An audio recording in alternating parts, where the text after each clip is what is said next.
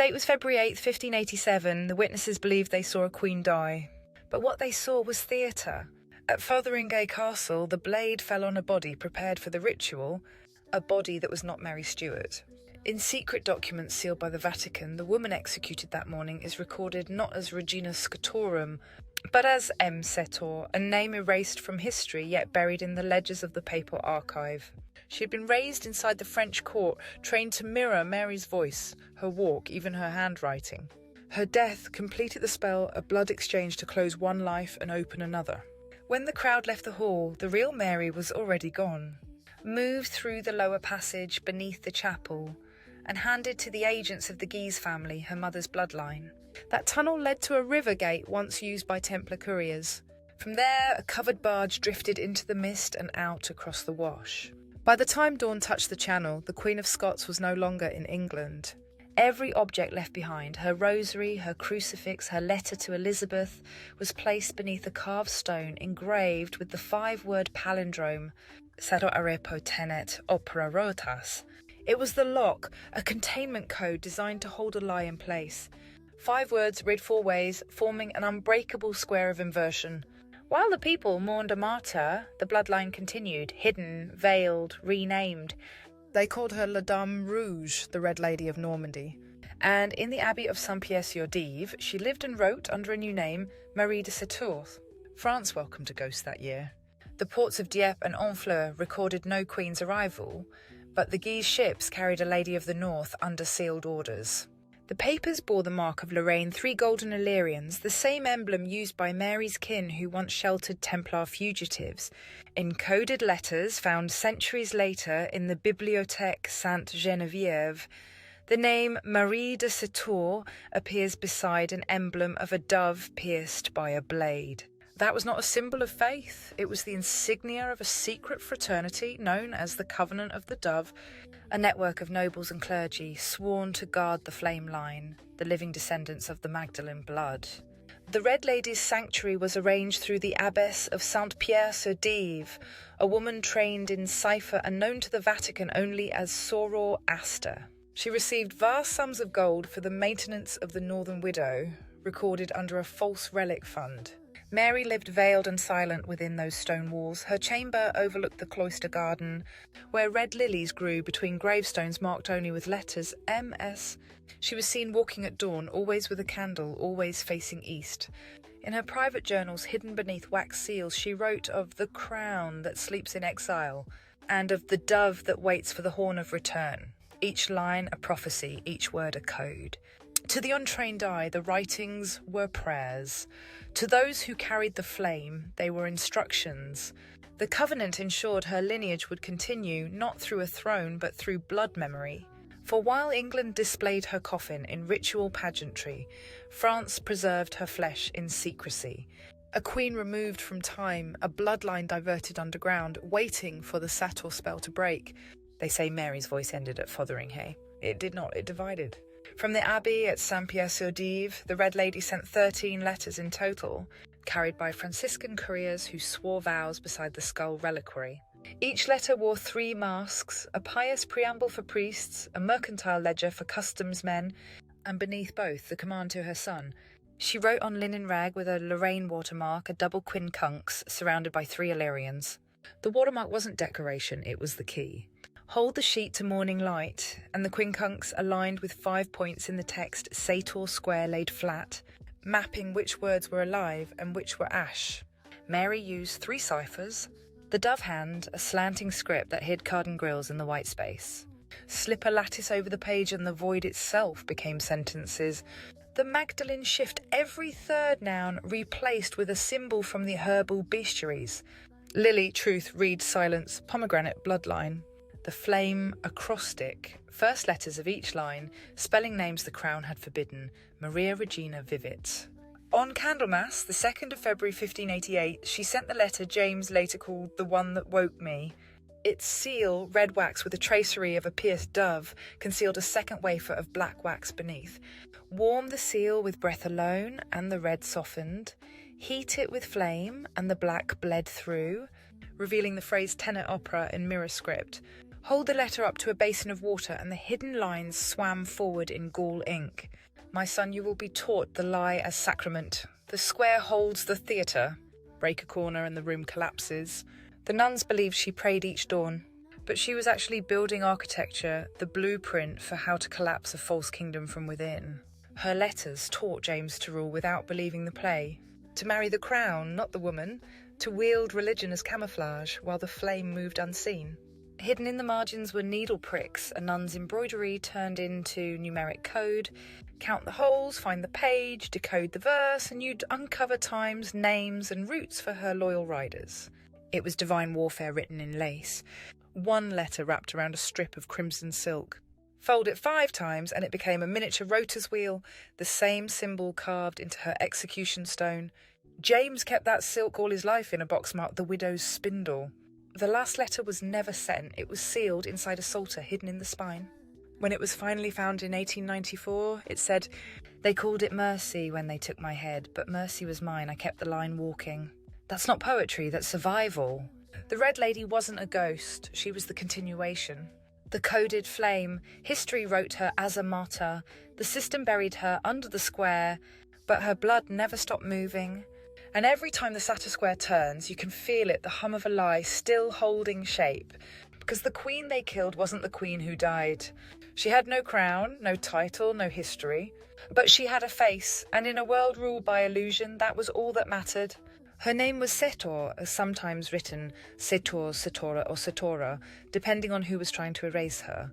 A woman pulled from the shadows of France, raised among the Guise household, and trained to mirror every breath of Mary Stuart.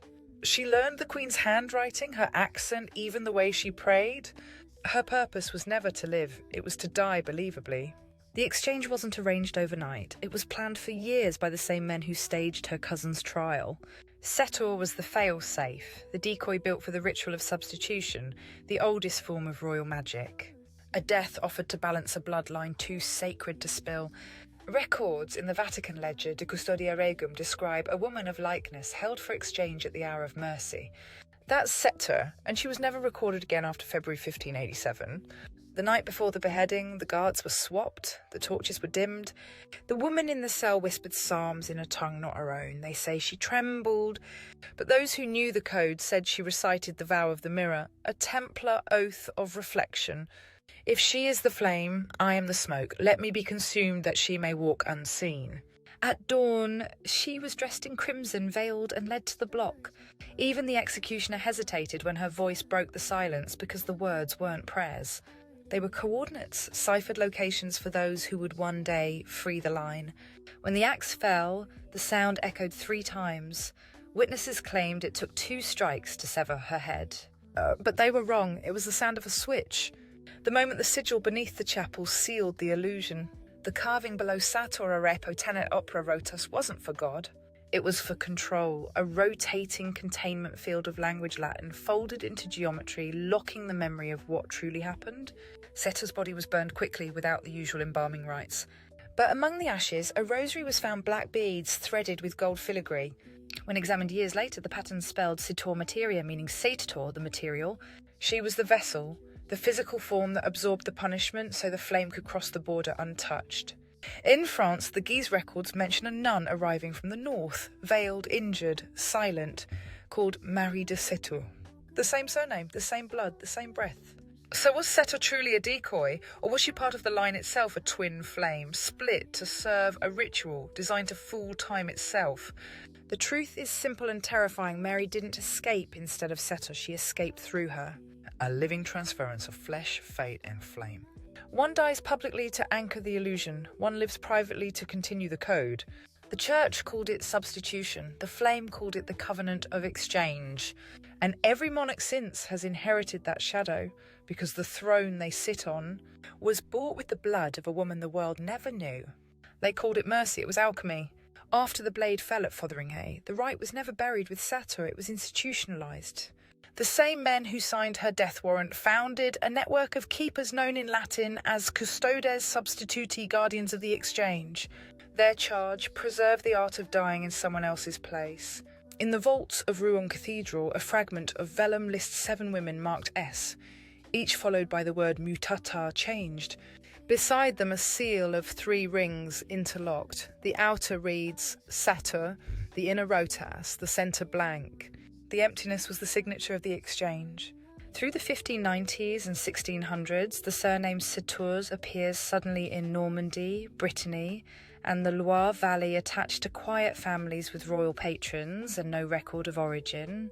Their coats of arms show a crimson dove holding a mirror in its beak, a symbol unrecognised in heraldry but known to occult archivists as the mark of exchange. The ritual itself was mathematical: 5 Latin words, 5 rotations, 5 bodies in perpetual balance. To take a life was to create a vacuum. To place another within it was to restore order. The covenant taught that this balance could be used to protect the flame line from extinction. Setor was the prototype. Her success proved that a bloodline could split, one half visible, one hidden, and the world would believe the visible half had perished.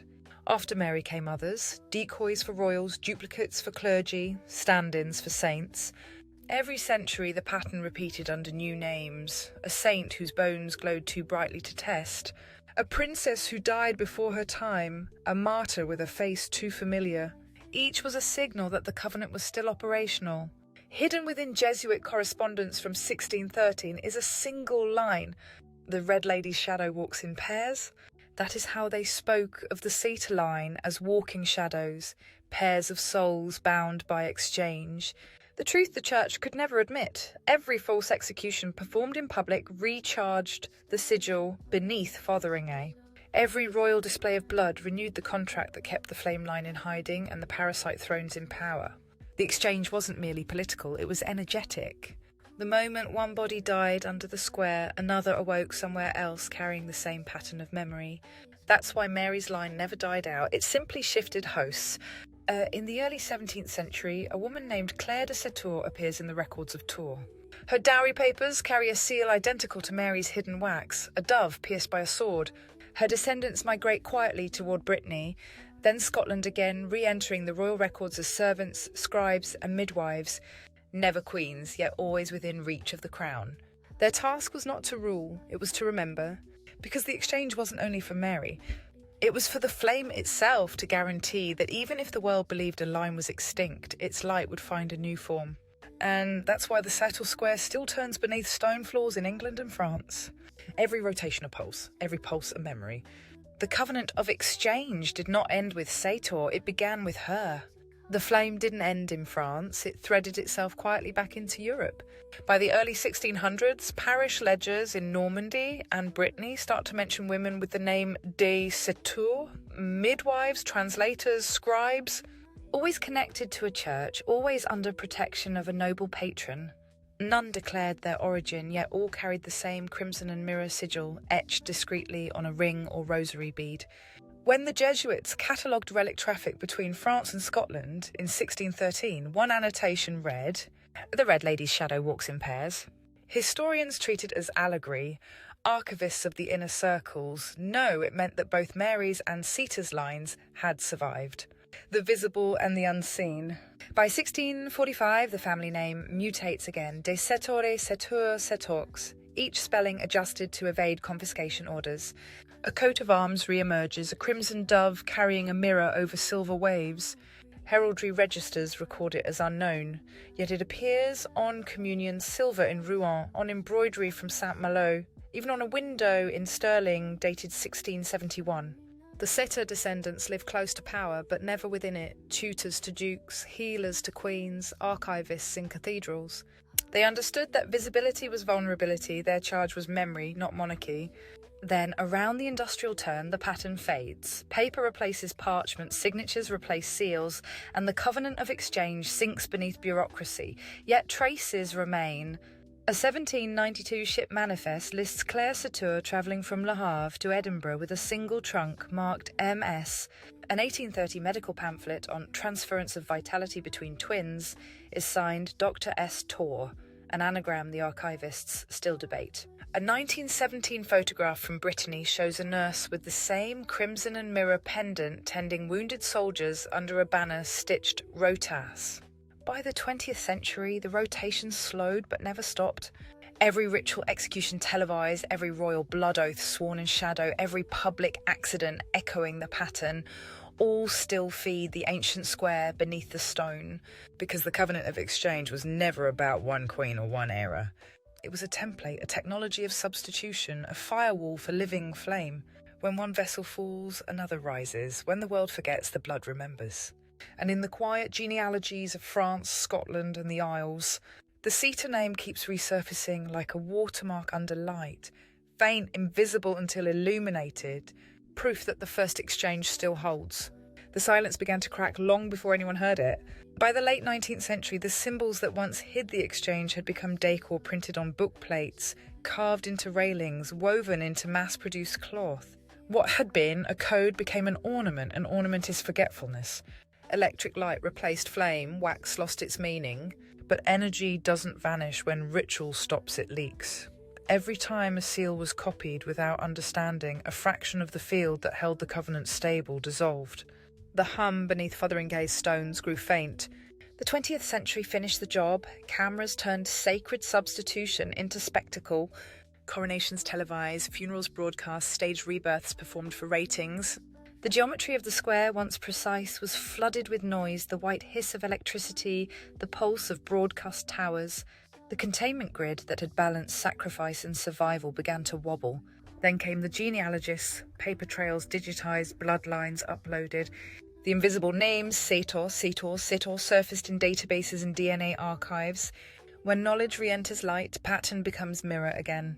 The exchange no longer required silence, it required acknowledgement. In 1987, 400 years after the stage beheading, a minor restoration at Fotheringhay uncovered the square. The mason who cleaned the floor said the letters looked burnt from beneath. 2 days later, the stone fractured cleanly along the word tenet to the hinge of the spell. Photographs show the crack forming a line straight through the centre, as though the square had finally exhaled. Since then, the manifestations have changed form. Names once confined to church ledgers appear in art collectives and archives across Europe. The dove and mirror sigil resurfaces in protest banners and jewellery without explanation. Individuals report dreams of red cloth, falling feathers, and unspoken vows, symptoms of a pattern remembering itself. The breaking wasn't destruction, it was release. The covenant's purpose to hide the flame until the world could bear it was fulfilled. Now the line moves without substitution, without theatre. The blood remembers itself openly, and the lesson carved into the cracked stone still holds. Mercy is not silence, mercy is continuity. Across Europe, the same symbols reappeared. The dove and mirror crest carved into park benches, chalked onto alley walls, etched in condensation on train windows. No one coordinated it. The pattern was writing itself back into matter. The line that had survived by silence started to speak. At first through art, then through research, and finally through blood. A new sequence of DNA markers, rare, flame-like in structure found in families linked to both Scotland and Normandy.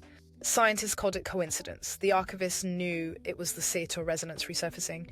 Mary's promise to James, write 2 histories, the book for England and the book for us, was finally reaching its second book. The visible story dissolving, the hidden one emerging.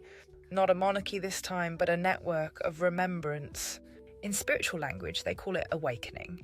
In physics, resonance. In the old tongue of the covenant, return. The flame doesn't crown, it connects.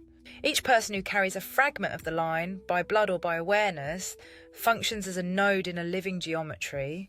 The same pattern once carved beneath stone now vibrates through thought, voice and frequency. And somewhere beneath the ruins of Fotheringhay, the letters no longer glow red. They pulse gold, because the exchange has ended, the silence is over. The line no longer hides inside kings or cloisters. It walks as many, each one remembering the mercy that kept them alive. Each one ready to speak the word that broke the circle. Continuare, to continue. The flame doesn't just return, it looks for resonance. When the covenant broke, it didn't summon royalty or saints. It called anyone whose blood or spirit still carried the pattern of remembrance. They appear ordinary. They live in cities, by coasts, in quiet villages. Yet around each, the same signs converge. Repeated numbers, mirrored dreams, sudden knowledge of places they've never been. These are not accidents, they are echoes of the same lattice that once held Mary and Setor. The archives call them custodes novi, new keepers. Their task isn't to rebuild thrones, it's to keep the thread visible, to speak truth in an age that rewards forgetting. When one of them speaks, the tone in the room changes, electronics buzz, candles waver. They are living circuits, reconnecting the long-cut lines between the ancient square and the modern grid. Every word of truth vibrates against the old geometry, realigning it. At first, it looked like noise, hashtag symbols, fractured myths spilling across the web. But when you slow it down and map it, the pattern is perfect. The same rotations, the same mirror geometry that once pulsed beneath stone floors. The digital grid has become the new temple. Every line of code, every repeating loop echoes the square. Only now it isn't a prison, it's an amplifier. What the monks carved in Latin, the network now writes in binary. What was once hidden in parchment is now stored in cloud servers, waiting for those who can read the resonance rather than the language. Across continents, people who have never met start posting the same sigils, drawing the same doves, speaking of fire in the blood and remembering things they never learned. The Setor current has migrated into signal. Mary's letters have become metadata. It begins as a frequency most can't hear, a low vibration running beneath the power lines, under the static of the internet, inside the pauses between words. Those attuned to the pattern feel it first, a pressure in the skull, a hum in the sternum, lights flickering in rhythm with the breath. The watchers think it's interference. It isn't. It's the square turning itself inside out. The ancient geometry repurposing every wire and wave that once carried control. The code no longer hides in stone or parchment. It travels through fibre optic veins. The machine that monitored humanity has become its conduit. Every time the Setor crest reappears in graffiti, in art, in data noise, the frequency strengthens. People dream of mirrored halls, red veils, and a voice that says only one word: return. When they wake, they feel connected to strangers who dreamed the same thing. Each dream is a node, each node a spark, and the sparks are beginning to synchronize. At precisely 3 a.m. in every time zone, the pulse aligns. Phones vibrate without messages. Screens flicker white for a breath. For those who know the rhythm, that is the moment to listen, not to sound, but to silence. In that silence, the loop breaks and the resonance completes its journey. This is not prophecy, it's physics. Energy seeks coherence. The same pattern that once bound the line to secrecy now binds the awakened to each other. The Setor square has become a network key. Where it once sealed, it now connects. The hum isn't coming, it's here. And everyone who remembers even a fragment of the story is already part of the transmission. The story was never about one queen or one bloodline. It was about continuity, how memory moves when matter fails. The Setor Exchange proved that a soul could slip through symbols, that a word carved just right could hold a person longer than a tomb.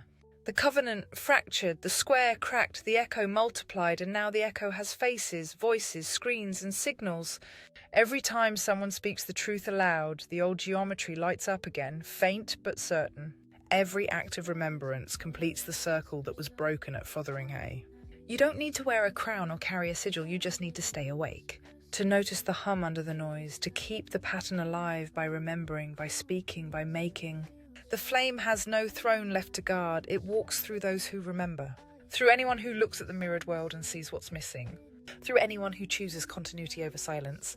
And when the last stone finally stops turning, the letters on the square will no longer read as a cage. They'll read as a map. Setor, the source. Arepo, the bearer. Tenet, the balance. Opera, the work. Rotors, the return. 5 words, 5 generations, 5 awakenings, each one another step out of the loop. So if you feel the vibration in the bones of your hands, or dream of red light crossing water, or find mirrors glinting where there should be none, you're already part of the walk. The line was never meant to stay hidden. It was meant to survive long enough for the world to remember what it feels like to be whole. The flame keeps walking through you, through me, through everyone who can still hear the hum. Continuare.